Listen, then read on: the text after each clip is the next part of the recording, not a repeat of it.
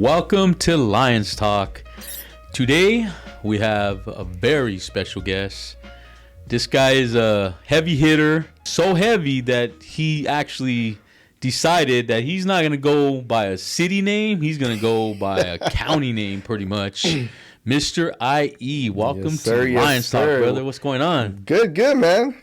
I know you hit me up about coming here, chop it up. So, definitely looking forward to a good conversation, my boy. Let's go. That's what I like to see. That's what I like to hear because I met Ben a couple years back, and since day one, he's been the realest dude ever. No gimmicks, nothing fake about him. Just straight to the point. Get some good laughs. The only thing that sucks about him is that he's a Dolphins fan. Jesse's just mad they're gonna lose this weekend. Hey, Your Browns gonna lose this weekend, bro. Yeah, to come back with that little dagger in the heart. I'm a Browns fan, and I have more heartaches than a lot of people in my life that's ever given me. So, but yeah. So, anyways, it's been good to know this dude, stand-up dude. So tell me a little bit more why you picked Mr. IE as your name. It's kind of what I go, but yeah. So it's funny. A couple people have asked me how I came up with that. Before, a lot of people used to know me as so Bang Energy. I drink a lot of energy drinks. Right. I've since converted back to Monsters, but I used to drink a lot of Bang Energy. So a lot of people would just call me, Bang Ben, and because I was always doing a video with the bang in my hand. Yeah. And I wanted something that was more real estate focused. So I started thinking, what would be a good name? And Mr. IE just kind of came to me. Right. I was like, that sounds kind of good. Most of my business is in the Inland Empire. Right. Because I live, central of the Inland Empire, and a lot of my business is out there. So I started searching, is anybody using that name? Is anybody using that hashtag? And no, nobody's using it. So I just kind of started doing it, changed all my social media to Mr. IE, and been branding it ever since. And it seems to catch on because a lot of people kind of, like you'll say, Mr. IE's coming through or Mr. IE's in the house. Right. So it's kind of stuck. And it's been marketing, very well. So I just kind of ran with it. I changed my license plate to Mr. my car, everything. I'm branding everything with that. So that's kind of how I came up with the name. And it just kind of stuck. And I think it was a right fit just for my persona and kind of, what I want to do in the business. Right. Which is why I just keep going with it. Right. And if you guys are ever driving by an open house and you see Mr. IE's signs on the street corner or even in front of a house that's being sold, one of his listings, it is a nice emoji. Yes. And I ask him all the time, like, man, where'd you get that emoji at? How'd you create that? Like, it was just a one-time thing. It's never going to be recreated. Yeah. Nothing ever going to come close to it. It's a pretty badass emoji. Yeah, that logo. Yeah, that logo is the same thing. Right. Like, I have it on everything. I'm rebranding a lot of stuff, with just changes I've made with brokerages. So I'm rebranding everything now. Right. So yeah, everybody gives me compliments on that logo. Yeah. And it just kind of was by chance when everybody was doing these AI generated selfies. Right. It's kind of how it started a couple years ago. So I was like, well, let me try it. It gave me 100 emojis, right? So I'm going through them, and just that one, and I was like, man, that one looks really good. That's all it takes is one. And then I made some adjustments, right? Some edits. And I was like, yo, this looks just like me. Yeah. Exactly. I was like with the glasses, everything. Right. And I was like, yo, I'm going to just start it. And I started, putting it up, business cards, little by little. Yeah. Now it's on everything. Like it's my headshot on all my social media. Man. Like I keep it all the same. So now everybody, when they see that, they already know who I am. And no matter how hard I try to create one, it's not coming through. Close, man. It ain't coming through. It just doesn't work. So yeah, man, that's very catchy. When people drive by, they see that. And they're like, who is this guy, Mr. IE? So yeah, Ben. So tell us real quick. How long have you been in the industry? Like, it's been a while. Yeah. You do well. Yeah. Initially, I first got my license back in 2007. Yeah. Did it for about a year and a half. Did a couple deals, and then obviously we all know what happened. The market crashed in 08, 09. I actually stepped away from the business. Never thought I would ever come back because the brokerage I worked at just shut their doors. I had no guidance of what to do. I had bills. So I jumped into a whole nother field and did that for, roughly 10 years or so, right. 10, 15 years. and decided, you know what? After about 12 or so years, I I told my wife, who was doing real estate full time at the time, back in 2018. I was making good money where I was at. I was paying all the bills while she was wrapping up her business. And I said, I think I want to come back. Right. I let my license expire. I had no plans of ever coming back. Man. We talked about it for a couple months before she said, okay, because going to a two commission only, income, it's scary, when I had guaranteed money, I was making really good money where I was at. So she was like, I don't know, like, I'm nervous. She told me, she's like, look, if you're going to do it, like, you can't slack off. Right. So I said, no, I'm good. And yeah, I mean, I got, took my test again, passed it, and, kissed corporate America goodbye, and never looked back, bro. That's it. Yeah, never looked back. You're here to stay, right? Oh, yeah, bro. I ain't going nowhere. Yeah. I mean, I wasn't able to weather the storm in '08, right? But I can weather any storm now, because when COVID hit, I thought shit was going to hit the fan, bro. Of course, I think all of us did. No one knew what was going on. I thought the market was going to crash. Right. And it did the complete opposite. Right. And I was like, what the hell is going on here? Yeah. And even this last year with this whole NAR lawsuit that everybody was worried about. Right. My focus was just business. And, I'm having another phenomenal year. And I think that's, just me keeping the focus on the business and not worrying about the distractions that everybody else is worried about. And I think that's what it takes. It takes for you to take risk. And a lot of agents right now, they don't want to take the risk. They get comfortable. Yeah. I see a lot of posts where it says, hey, I'm looking for a part-time job because I'm not doing well right now. I see that a lot too. And I just want to get a part-time job to try to weather the storm. But man, as long as you put your head down and work and you evolve with the industry, like you did, like you decided, I'm going to come back in and I'm going to make a change. And guess what? Your business skyrocketed. It's funny you talk about how people are looking for like side jobs, and right. No knock. I get it. You got bills to pay. You got to do what you got to do. Right. And there's a saying that a buddy of ours says, you're going to be the jack of all trades but a master of nothing. Right. Yeah, so it's like if you got too many things going on, you can't put your focus on that one thing that you really want to do, which is why, I've thought about maybe I should get something on the side, but then it's like your focus shifts from what you really want to do, right? And where your, essentially your main source of income comes from, right? Which is why I've never done it. Right. I'm like, I just got to go, balls to the wall, all in this one avenue of real estate, and things just keep evolving and getting better and getting better. And like I said, no knock to people that have the side hustle. Sometimes you got to do what you got to do, because I would if I had to. Of course. But like that saying says, you're the jack of all trades, but you're a master of nothing. You're not mastering that one craft that, of course, you can excel in. And so essentially, agents, what they need to do is they need to find their market, make it their market, create their market. That's exactly what you did.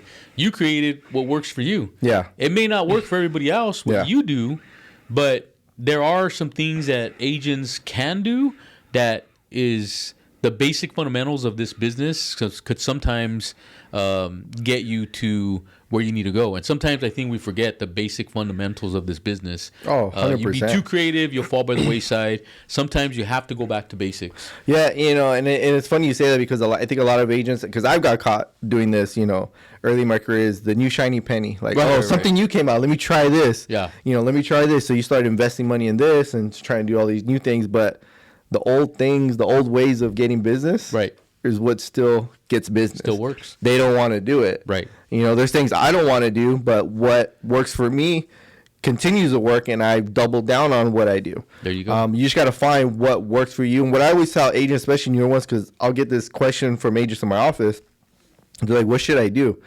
Find something that you're willing to do. Right. And just go ham on it. There you go. Because that's how you're going to get the business. Like a lot of agents, they don't like cold calling. I don't cold call. Right. I'll be sure I don't cold call. Right. But there's other things I do that get business, and it works for me. And I double down on it, and I just keep going on it, and I've gotten multiple businesses. Change the name to Vegas Band.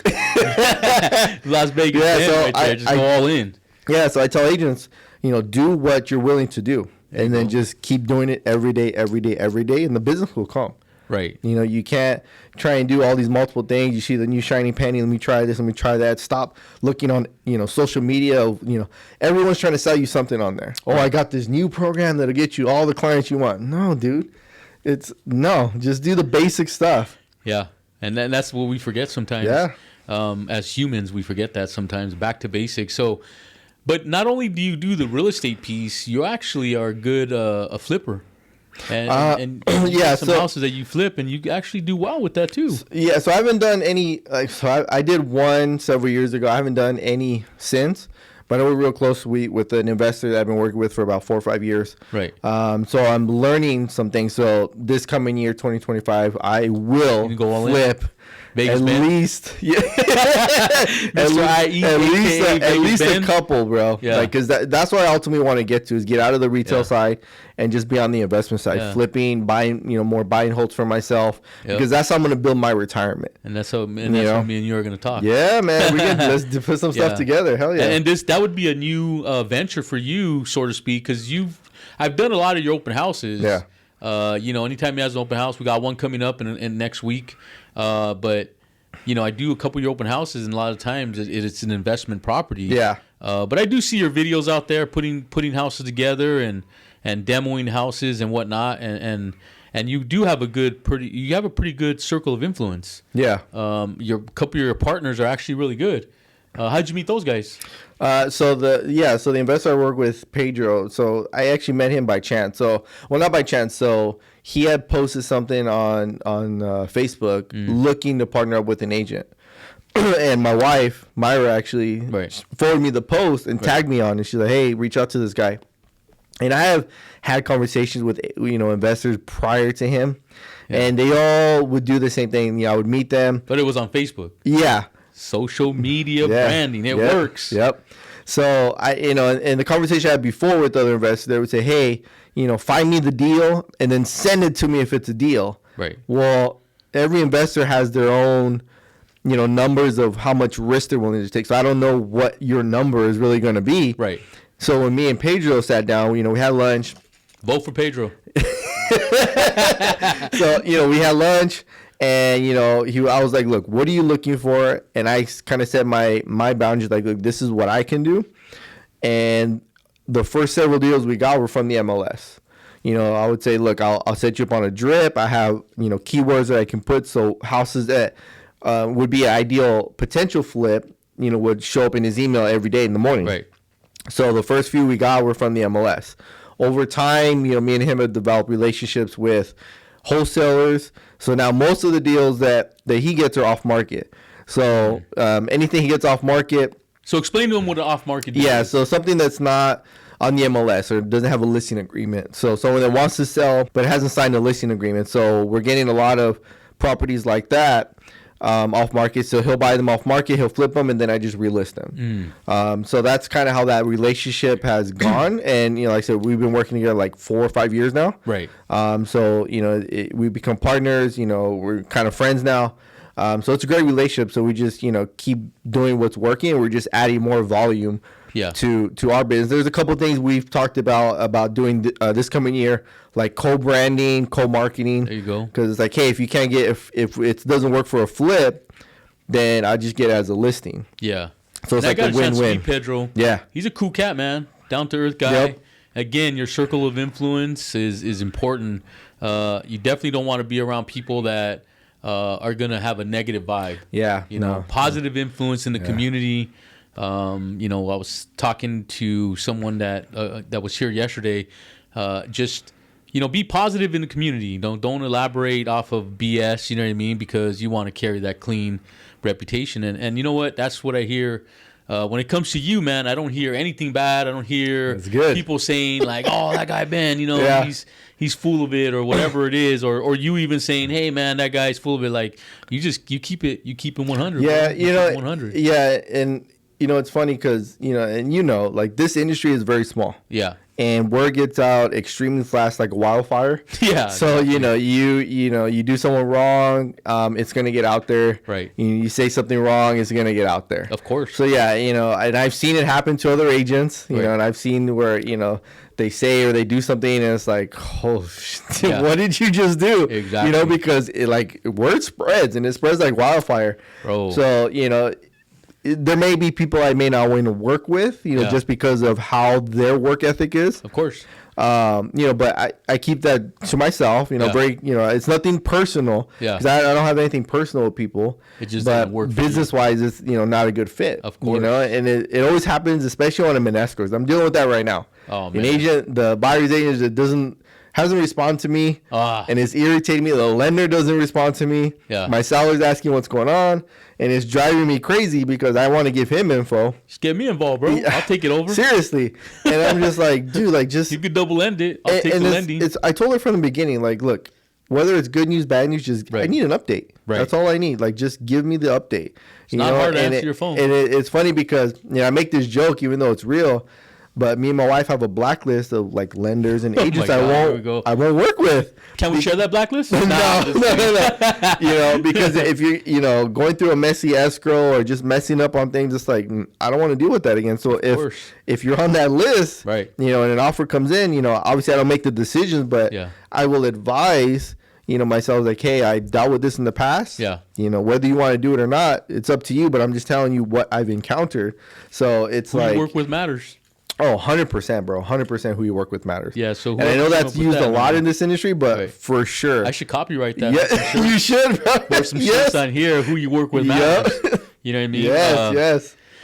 You know, I've done some open house. I want to get back to this story because I think I want to share this story. It's a funny story, man. Funny story. I already know what you're So, doing. yeah. So we did an open house, Ben and I, one time, and we're just chilling, and you know, I don't know, it started to become windy, and you know, I had my home first easy up was tied down to a chair that was cemented down, and all of a sudden a gust of wind just came, right? Yep. And that freaking easy up flew up in the air, but Ben, he tried to grab it, so when he reached up and grabbed it, it almost freaking It almost ripped dislocated my his arm. arm, right? And he man. couldn't grab it. That thing was up that in thing the was air gone. and Got stuck on the roof. it landed on the roof, man. So Oh, my Ben God. had to get up on the Oh, roof my and God. hand it down to me. But yeah, man, that easy up, it got ripped up on the edges, and now that one is retired, and we got a new one. But man, that's probably the craziest open house I mean, that was just kind of weird. Yeah, it was. It's a I mean, gust that of wind came out of nowhere. Yeah. And it was just a reflex, like, yo, let me grab it. Like, I got this. Yeah, And yeah. as soon as it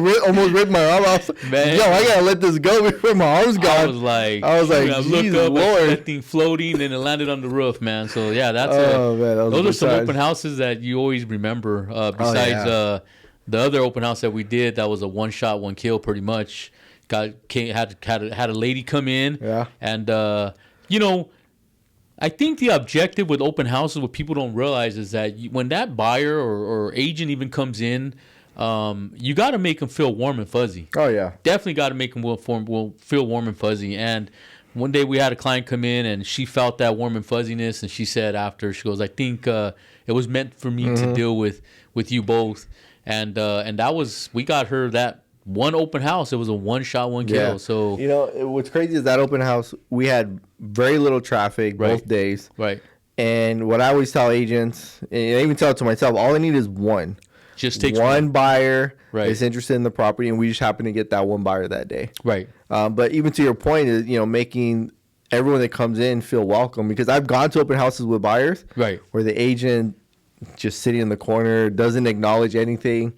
I'm like, dude, like, how are you gonna sell your property like that, bro? Or the Gotta bring seller's some value. property. Gotta bring You know, value. even when I do open houses and, you know, clients come with their agent, I Right. shake the agent's hand. Of course. You know, you guys had any questions, let me know. Absolutely. You know, I've seen you in action. But you know, it's like if you're just gonna sit in the corner and not acknowledge anybody that comes through, like that's a disservice to your seller. Of course. Like if I was a seller and I walked in and saw that, I'd be like, yo, man, I need to cancel this listing. Yeah. I don't know what Cancel you're doing. it. Like, what are you doing? Like, Yeah. this is not helping sell my property. Man, you ain't lying about that. So, but one thing that I do want to touch on is you're big. You have a lot of dogs. You got some Oh, dogs. yeah. This guy spends a day of cooking chicken and everything Yeah. that you can imagine for his dog. His dogs eat better than I do. You know, it's funny. I make the joke to my wife. I go, Myra, I meal prep for them, and I don't even meal prep for us. Man. What the hell's going That's on crazy, here? man. So talk to me real quick about your dogs. How many dogs you got? So now we have 6. 6. All of them. Yeah, This guy has a Kennel Ben. Yeah, He bro. goes by Mr. IE, Vegas Ben, and Kennel Ben. You know, they're all rescues. You know, when when my wife had a corporate job, she would just bring strays home because she would always find strays. But wait a minute, before your wife, I don't think you were a dog lover. I never had a dog growing up. Yeah, until I met Myra. There you go. And she had a dog when we first met, a Chihuahua. He passed away several years after we were together, and then she just started like bringing strays home. You know, brought one, and then brought another, and then brought another, and you know, we got up to 7 at one point. I was like, okay, we gotta like stop. Like, this is way too much. Yeah. You know, because it's a madhouse in the house. It's a lot of food. You know, and now you have a dog shelter. Yeah, so you know, now we got 7 or 6 now, and I mean, they're all getting around the same age. They're all getting old now. So, you know, me and Myra have talked, and you know, at this point, it's like once you know they're all, you know, unfortunately are gone. You know, we're gonna take a break from having dogs because it gets chaotic, dude. I mean, they're like children because you know, dogs are not like cats. Cats can survive on their own. Dogs cannot. Right. So it's like having 6 children because they all have their own personalities. Some of them drive me crazy. But yeah, I mean, I cook their food for them. I'll take one day to cook about a month's worth of food and freeze it. It takes me about I over the several months I've been doing it, I've fine-tuned the process, and now only takes me about 4 or 5 hours. Before it used to take me about 8 hours. And you feed them just chicken, or you feed them? No, so it's ground turkey with mix of vegetables and then pumpkin. See this guy? And just mix it all up. Yeah, he's just dog's gourmet food. Really, seriously, bro. Damn, bro. Like, if I ever get hungry, I can eat that myself. Damn. If I wanted lying to, about bro. that. Yeah. But yeah, so you know that's kind of what I do. I mean, you know, we don't have kids, so those are kind of our kids. Yeah. But yeah, it gets chaotic. Like, you know, sometimes they irritate me, but you know, I love them for sure. So yeah, Ben. So you've also traveled the world. Yeah. You traveled to a lot of places, man. Mm-hmm. You know, and it's funny because this guy will try street food. Oh yeah. Just hearing his stories of the stuff that he's tried, I'm like, bro. And there's times I'll send them these crazy the good old Indian street food. Yeah, Indian street food. This guy is just disgusting food. And I'm like, I know who will try this, but nah, bro, that's Mr. the one. IE will try this. That's the one food I won't try. Yeah. But everybody always freaks out because I tell them probably the weirdest thing I've tried. Well, it wasn't weird for me. We were in Thailand, and we were on a bus. We were coming back from some excursion or something we did, and the bus driver was like, "Oh, you know," he pulled over there was like some food cart like on the street we were on. He's I pulled over. He said, "Hey, man, you want to try it? You guys are welcome to try it." Guy was barbecuing some stuff. I was like, "That smells good. What is that?" Well, it was wild rat. Man. And the guy was like, "Yeah, I catch him in the field, and I, you know, barbecue him up." I was like, "Yo, let me get one of those skewers." Would your wife try it? Oh, hell no, she didn't try it. Exactly. There was only a handful of us that did. It tasted like chicken. Everything seemed to taste like chicken. It was delicious. I have a picture, you know, because I'm holding the tail and you know, taking a bite. Everybody freaks out when they see that picture. But yeah, I mean, I'm pretty ballsy when it comes to trying food. That guy? Yeah. This guy ate barbecued rat. And so what's funny, when we were in China, so over there in China, a delicacy is shark fin soup. Oh yeah. I told Myra, I was like, "Yo, I'm gonna try that," and I never got to, thank God, because when we go on a trip, we go through this company, and it's usually a group of people, just you know, random people.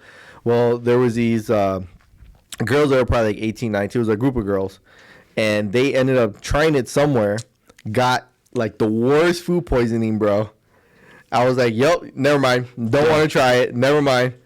And yeah, but they were. I mean, talk about the worst thing, having food poisoning on vacation, bro. I mean, they were down for like 3-4 days. Oh no. Yeah, I was like, you know what? Never mind. I don't want to try that no more. I'm not into street food, man. I don't even eat the corns off the street. Oh, check this, bro. So when we were in China, right? Me and Myra were walking around. We found this street. I mean, it was like a mile of just street vendors. Right. And I was in heaven. I was like, oh, this is what I was looking for. Right. And I don't know what I was eating.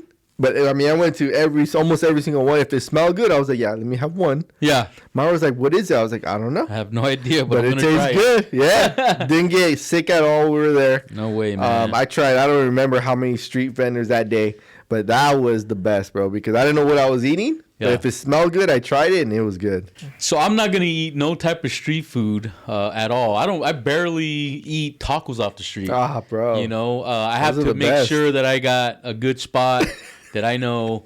The guy down the street from my place, man, sad story, because he had a taco stand right down the street, and there's a busy street. It's a busy street, and he was trying to cross at night to bring his stuff across, and a car didn't see him, hit him, killed him right there on the spot. So so he's no longer there, but he did have good food there, and that's one that I did trust. But one thing that we do have in common is sharks. I fear sharks. Oh, yeah. I fear sharks. Yeah.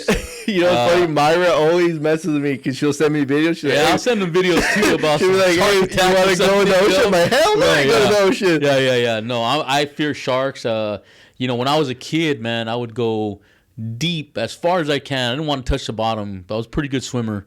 But now it's knee high. Yeah, see, even when I was a kid, I didn't like going far in the ocean. Yeah. And Myra always asked, she's like, what is it? And I was like, I can't move. Like if I'm on land in the water, and it freaks me out because there's something there. There is. I can't get away. Absolutely. You know, and I can't move right. I can't swing in the water. Like that's the only thing that really freaks me out. I was like, no, I don't. And it's funny because I've gone scuba diving a couple times with her, or not scuba diving, snorkeling. Right. And that was fine. Obviously they take us to where it's safe area, obviously. But I don't like if we go to the beach. I'll go maybe chest high. I don't go any deeper. I stay very close to the shore. Yeah. The sharks freak me out for sure. Me too, bro. Yeah, because that's their world, and I'm just man, trying to get in their world. No. So 2025 is right around the corner. Yeah. What do you see the market in 2025? What do you see happening in 2025? I mean, in general, so it's funny because a lot of clients will ask, oh, well, where do you see the market's going to be in 2025? How's inventory going to open up? Inventory is still kind of low, right? And I tell them, unless rates drop a little bit, you're not going to see inventory pick up because which they will. They will.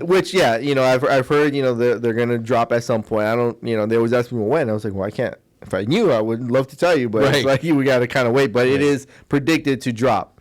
If I'm not mistaken, somewhere in the 4s is I think ideal, is what people want to see. And I tell, look, if that happens, people that bought houses during COVID, got the 2s and the 3%, will probably now they're gonna sell because it's not that big of a jump. It's maybe a double interest, if maybe less, versus a triple right now. Right. So it's like right now there's no point for them to sell. It's like, well, my rate's 2.5%, 3%. Why would I sell to get a rate that's double or more? It doesn't make sense. So if the rates do drop, which they are predicted to, then inventory may open up. Because I always get that question, well, what about inventory? Like, and I've even told, clients to come to open houses, like it's kind of a weird market. It's not a buyer's, it's not a seller's market. It's kind of like this weird gray area, which is kind of odd. So, once that happens, inventory may, start to pick up a little bit, and it may become a buyer's market again, but, we got to wait to see what that happens. So, if that happens, I think, for my goals, whether it does or it doesn't, my goals are my goals. So 2025 is going to be a phenomenal year for both of us. Of course.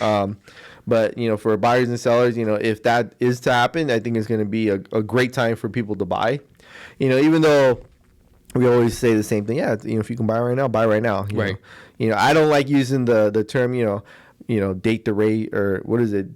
Date the mortgage, date the rate, marry, yeah, or whatever the hell. Yeah, whatever that saying is. I hate when people say that because I've encountered people that did that and they're like, yo, the rates are just like, well, I mean, I'm not the lender. I didn't tell you that, but it's like, I don't know why they told you that. Like, we can't predict it. It's like we foresee it happening, or we foresee, or they're saying it's going to happen, but, sometimes it changes. They were saying the rates were going to drop even lower this year, and they did it. So, they had a little roller coaster journey. They went up. They went down, and then all of a sudden they went back up. Yeah. So it's happening. But the ones that have done well in this market, bro, 2025, they're going to kill it for the next 4 years. Oh, yeah. Definitely. And I've been a heavy listing agent, for a few years. And, it's funny because, Chris and Carlos in my office, they always make fun of me like, oh, Ben doesn't like to work with buyers. I'm like, no, dude, that's not. I don't say that. Yeah. I go, I just haven't worked with a lot of buyers. Right. I don't market to buyers. Of course. I worked a few this year just from referrals or past clients. Right. I go, but next year I'm thinking about investing in that just to triple my business. Right. For some things that I want to do. So I may open the floodgates for that. Let's go. Because I started as a buyer's agent, which most Be right there have. with you, big dog. So working with Jesse, great lender. I think it's going to be a phenomenal year, 2025. Yeah. So I can't wait. I've already got some things rolling for January. Right. And I just got to continue that trajectory. And for you agents out there who think that their clients cannot get into a house, they can. There's a lot. We have a lot of niche products here. Hard to prove income, programs that you think don't even exist, do exist. Help with closing costs here. We like to help people with closing costs. That's a separate conversation that requires a DM or a phone call. But for the most part, we do have a lot of niche products. I mean, to add to that, I would say don't make the decision for your clients. Right. Never. Having them over to the lender, whether it's Jesse, whoever you're working with, let the lender make that conversation with them and let them dissect their financials to see if they really can. Because I think a lot of time agents are like, oh, you don't qualify. Yeah. And it's like, well, they want to wear both hats. Yeah. And I stay away from that. I was like, look, I can give you a little bit, I can run some rough numbers, but let me get you to a lender because there's programs that maybe I don't know about that you can qualify for. Maybe there's some things they can do to get you to qualify for more than what you thought. So I stay away from making those decisions. That's a good thing to do, the experts because you do it day in and day out. I'm the same way as a lender. If it's a real estate question, can I answer it? Absolutely, I could probably answer it, but that's not it's not my cup of tea to answer. So let me just turn you back over to your real estate agent. Stay in your lane. Because then you start confusing. You give the wrong answer, you're going to confuse the crap out of that buyer. That's a good thing to do because there's a lot of agents out here that try to wear both hats, and they just somehow screw it up sometimes. Yeah, you know what I mean. For sure. And I gotta put out the fire. You gotta come in with the extinguisher. Hat, come in there, start putting fires out. So, So, all right. So Ben, now it's your turn. What do you got for me, man? Any questions or anything? Actually, my question is, what are you looking for business wise in 2025? Looking for the rates to drop, of course. Okay. But with our niche products, we're still going to remain busy because a lot of clients think that they can't get into a home because, again, we just talked about those agents that wear both hats. So 2025, we're looking to double up on our business. Okay. Looking to double up on our business because we have a lot of niche products coming out. So just FYI, we can go up to $10 million now on a loan. Where the cutoff used to be $3.5 million. Oh, that's it's actually a huge $10 million. Okay. Now. So for you agents out there that want to become luxury agents and hit that luxury market, come see me. We have $10 million. We have our Home First Mortgage. We have the American Dream Team, and we have another lending company as well. So right now we have multiple investors that we're dealing with, multiple products, more products than we had last year or even this year. But like I said, $10 million is going to be the cap, and we're looking to double up this year. Hey, so let me ask you this, Jesse. So you do quite a bit of business throughout the year, right? You ever thought about building a team? Absolutely. Okay. Absolutely. I'm working on that. Okay. We're working on that. Cat's out of the bag. We got a little something, Okay. little something that we're working on. Okay. Of course, right now, this is our baby right now, the podcast. I want agents to get out there and tell their story because everybody has a story. But building a team, I thought about it, but I think you and I kind of talk about team and what you think about having a team. Sometimes a team could be kind of a pain. I don't want to say anything else, but yeah, it's funny because Chris asked me that when I first moved over there. He's like, all right, cool, get you situated, then we'll start working on building a team for you. And I was like, hold up. Yeah. But I think that's kind of the norm. Like a lot of agents want to build a team. Right. You can do more business, and I get it. Yeah. I come from in corporate America where I did a lot of coaching, developing. Yeah. And I think I just kind of got burned out doing it. Yeah. Which is right now I'm more focused on let me just do my thing. Just do what I want to do.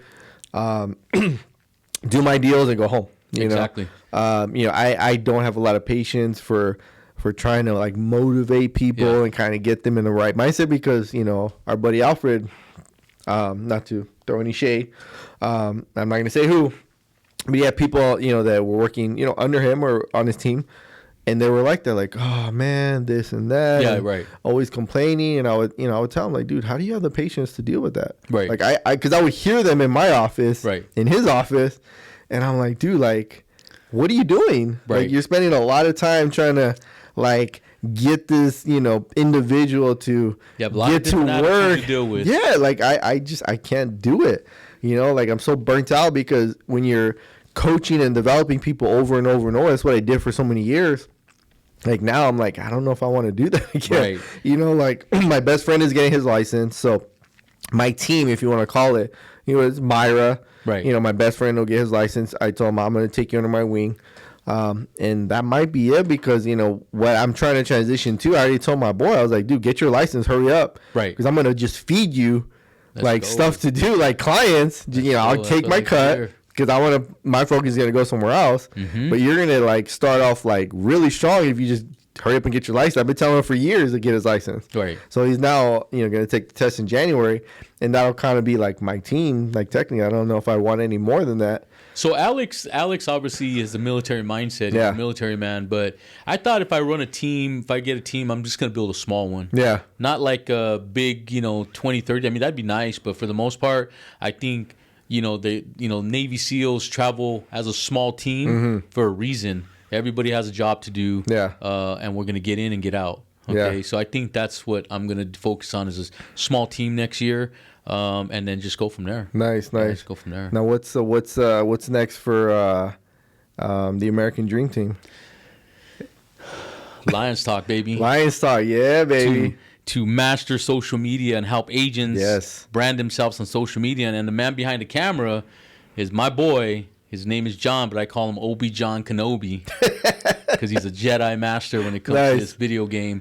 Next Level Studios is what. So this is, you know, bringing up social media. Where do you think a lot of agents fall when it comes to social media? Like, what do you think their faults are? Because social media is pretty tricky. You got to look at your insights on when to post, when you're getting all the traffic. You know, it doesn't make sense to post something in the morning if nobody's looking at it. Right. So I think sometimes they don't have a message, they don't have a story, they don't have a call to action.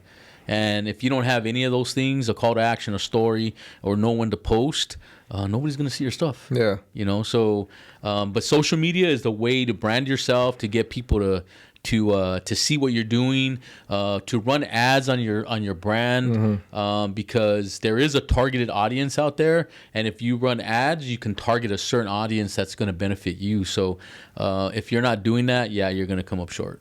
Yeah, you know what's funny? Before I got into real estate, I never really used social media. Had a Facebook, never really used it, and I was really hesitant in the beginning because I was like, I don't want to do all this. And over the years, I've just gotten comfortable. You know, I'll just, you know, do videos, do this, do that. It's funny, like how it gets your brand out there. It gets people to recognize you.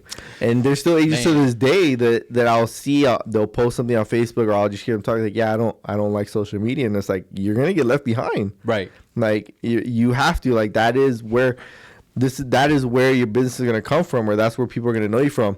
And it's funny because the listing that we're going to do the open house on next week, the seller kept grilling me about social media. He was like, "Oh, well, what are you going to do?" And I told him like, "Well, this is just a staple." Brand the shit out of that house. Yeah, I go, "It's a staple of what I do with every listing that I do." Right.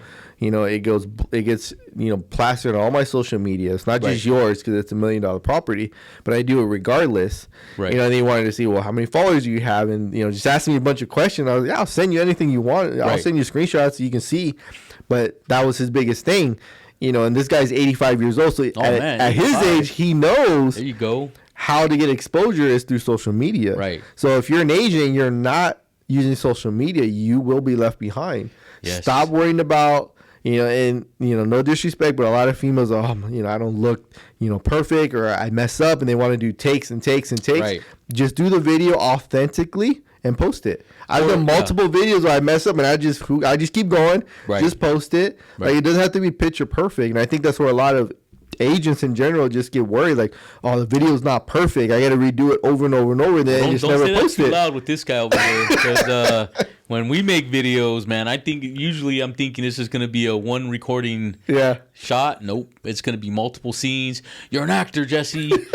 Show more confidence. Do this, stand there, and we're shooting scene after scene, not just one type of recording. Then you edit that. Yeah. No, John wants you to stand this way. He wants you to stand that way. He's gonna shoot from the left angle, the right angle, the center, up top. I mean, this guy, if he can lay underneath you and shoot you from the bottom, this is gonna happen, bro.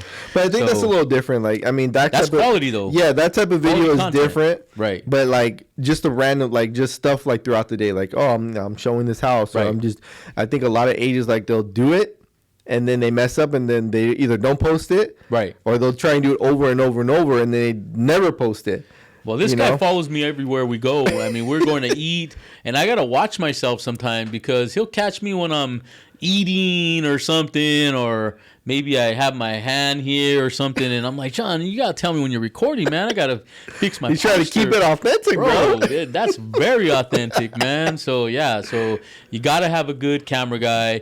You got to have a good guy that has the right mind when it comes to creativity. That's why it's called creative content. Yeah, it's creative content. How creative can your content get? And with John, X Level Studios, now that I've gotten to work with John side by side, I think he's the best out there. Nice. I don't think there's anybody out there. So you agents, if you need a good content creator, X Level Studios, DM, I'll hook you up with them. Let's go. So, with that said, I'm gonna call this show to an end. It's been a pleasure with Mr. IE, aka Vegas Ben, aka Kennel Ben. Tell everybody how they can reach you. Yeah, you can search Mr. IE Real Estate on Instagram. Shoot me a DM, or you can hit me direct on my cell phone 951-741-6421. Let's go. So Lions Talk is coming to an end. Don't forget to subscribe to our channel. It's not the end. It's just the beginning. More podcasts to come.